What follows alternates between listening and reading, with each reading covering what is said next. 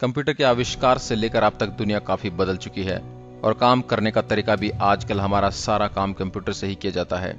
कोई ऐसा ही काम होगा जो बिना कंप्यूटर के हो और अब दुनिया में युद्ध हथियारों के बल पर नहीं बल्कि तकनीक के दम पर लड़े जाते हैं और हम अपने सभी इलेक्ट्रॉनिक मशीन में पासवर्ड लगाकर रखते हैं। ऐसे में भी कोई अगर इस तकनीक में सेंध लगाकर सब कुछ बर्बाद कर दे तो जी हाँ, हैकर ऐसा कर सकते हैं जिनके कारनामे देखकर दुनिया दंग रह गई। आज हम आपको इन हैकर के बारे में बताने जा रहे हैं। Number 1, Jonathan James.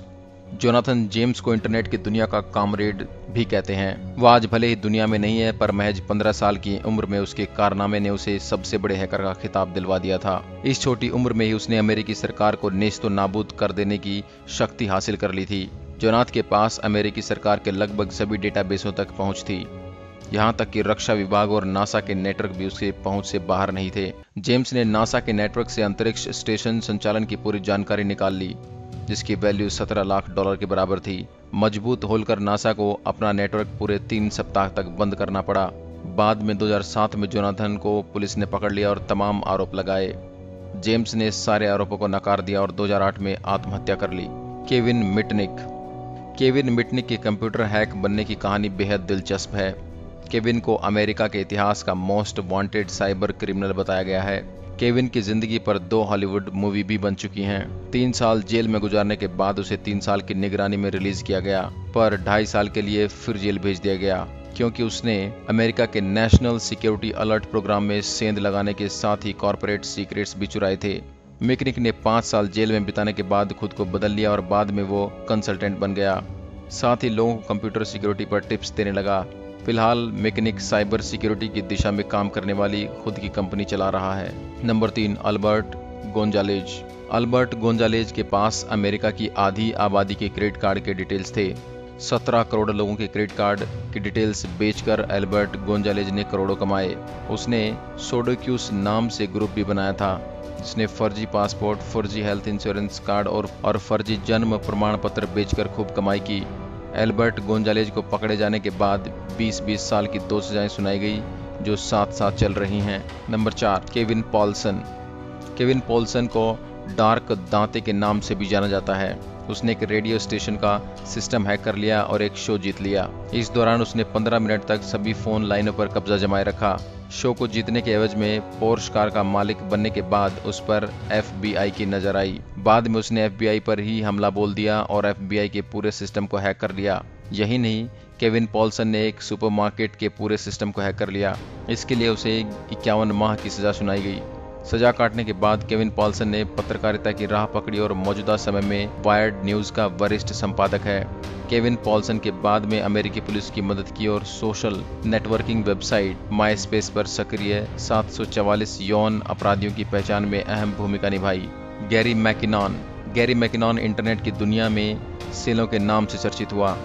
इसे दुनिया में सबसे बड़े मिलिट्री ऑपरेशन के सिस्टम को हैक करने का रुतबा हासिल है। उसने 13 माह काम करके अमेरिकी सेना और नासा के 97 कंप्यूटर पर पूर्ण नियंत्रण कर लिया। बाद में गैरी मैकिनॉन ने कहा कि वो सिर्फ UFO और सौर ऊर्जा पर नियंत्रण के उपाय ढूंढ रहा था, पर अमेरिकी अधिकारियों के मुताबिक उसने 300 कंप्यूटर पर अपना नियंत्रण जमाया और अनगिनत बेहद संवेदनशील फाइलों को डिलीट कर दिया। इससे अमेरिकी सरकार को $70 लाख का नुकसान हुआ। गैरी मैकिनॉन 15 साल से अपना मुकदमा अमेरिकी सरकार के खिलाफ लड़ रहा है। जेम्स अचेंता को हैकरों का गुरु माना जाता है। जिनसन ने 2004 में ऐसा वायरस तैयार किया जो किसी भी कंप्यूटर में जाते उसके लॉगिन डिटेल्स हैक तक पहुंच जाता था। इस वायरस की मदद से जिनसन ने घर बैठे ही 5 लाख कंप्यूटर तक पहुंच हासिल कर ली और उन्हें अन्य हैकरों तक पहुंचा दिया। 10वीं फेल जिनसन ने पहुंच वाले कंप्यूटर से कई वेबसाइटें हैक की और उनके मालिकों से पैसा वसूला। जिनसन को FBI ने पकड़ने के लिए 2005 में स्टिंग ऑपरेशन किया। 5 साल की जेल की सजा होने के साथ ही जिनसन से उसकी BMW कार भी छीन ली गई। नंबर 7, जॉर्ज हॉर्ट्स को बुरे हैकर की श्रेणी में डालना गलत बात होगी। जॉर्ज हॉर्ट्स ने कभी किसी को नुकसान पहुंचाने या क्रेडिट कार्ड की डिटेल्स चोरी करने के लिए हैकिंग नहीं की। जॉर्ज हॉर्ट्स ने तो सिर्फ तकनीक की कमियों को खोजा और कंपनियों को उसे सुधारने के लिए मजबूर कर दिया।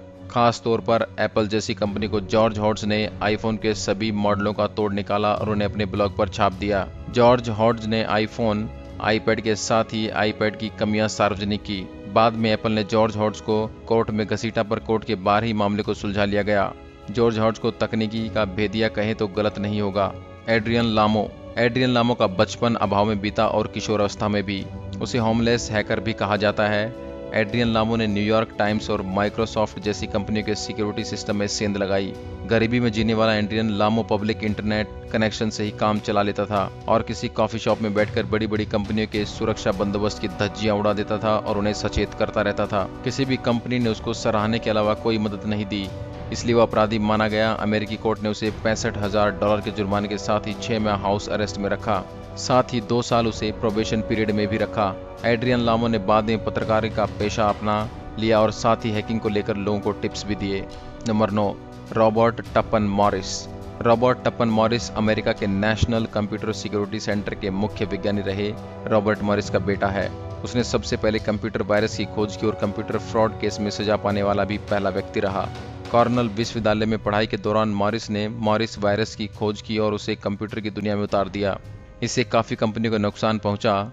रॉबर्ट टपन मॉरिस को 3 साल जेल की सजा सुनाई गई। अब रॉबर्ट टपन मॉरिस एक प्रोफेसर के तौर पर मैसाचुसेट्स इंस्टीट्यूट ऑफ टेक्नोलॉजी में पढ़ाते हैं। ओवेन वॉकर कंप्यूटर हैकिंग की दुनिया में अक्किल नाम से जाना जाता है। उसने हैकरों का अंतर्राष्ट्रीय ग्रुप खड़ा कर लिया था, वो भी अपने 18वें जन्मदिवस से पहले। ओवेन वॉकर ने एगबॉट वायरस बनाकर 13 लाख कंप्यूटर तक अपनी पकड़ बनाई और 18वें जन्मदिवस से पहले $2,60,00,000 का नुकसान किया। एगबॉट वायरस से कंप्यूटर अपने आप क्रैश हो जा रहे थे। इस वायरस की वजह से पेंसिल्वेनिया विश्वविद्यालय का कंप्यूटर सिस्टम तबाह हो गया, जिसकी वजह से FBI को न्यूजीलैंड सरकार के साथ मिलकर ऑपरेशन चलाना पड़ा। तब कहीं जाकर ओवेन वॉकर को गिरफ्तार किया गया।